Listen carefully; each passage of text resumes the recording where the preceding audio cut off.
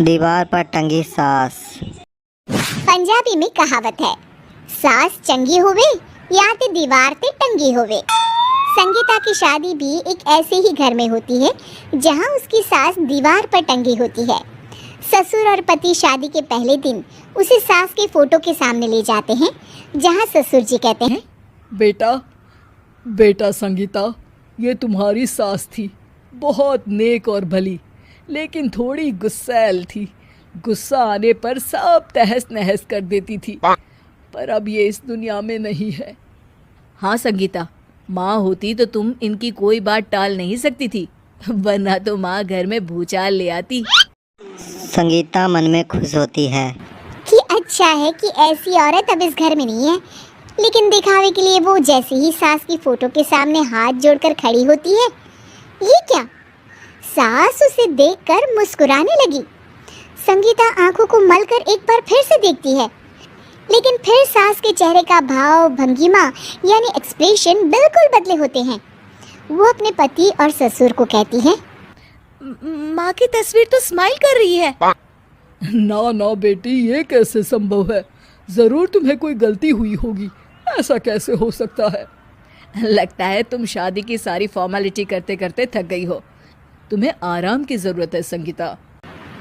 खैर, सारे संगीता की बात को इग्नोर कर कमरे में चले जाते हैं। वैसे सास की फोटो पर एक्सप्रेशन एक के बाद एक बदलते ही रहते हैं। सुबह होती है, पति और ससुर को काम पर भेजकर संगीता कमरे की सफाई करने में लग जाती है कि तभी उसे आवाज आती है, टेबल ठीक से साफ करो। ऐसे भी कोई टेबल साफ करता है?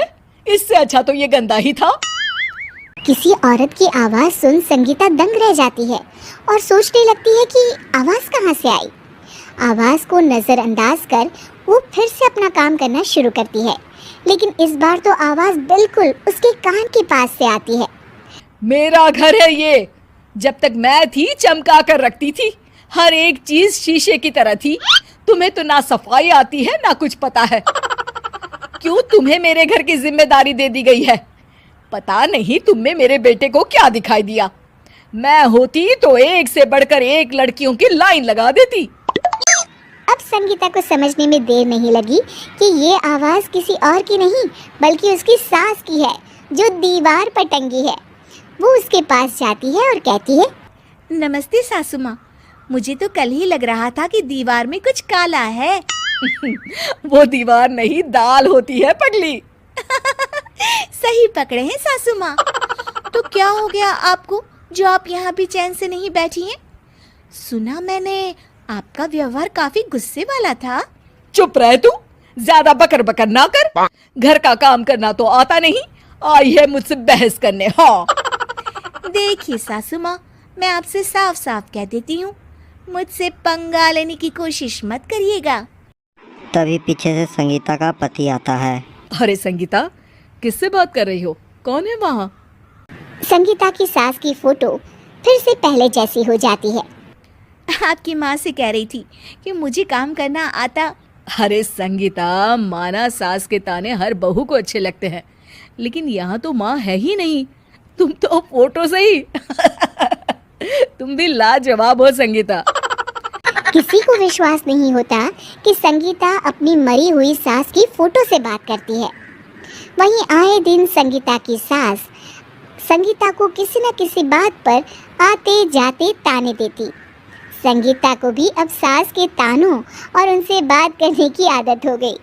वो कभी खानदान की कहानी तो कभी तीज त्योहार कैसे मनाएं या किसी व्यंजन की रेसिपी सास से ही पूछती।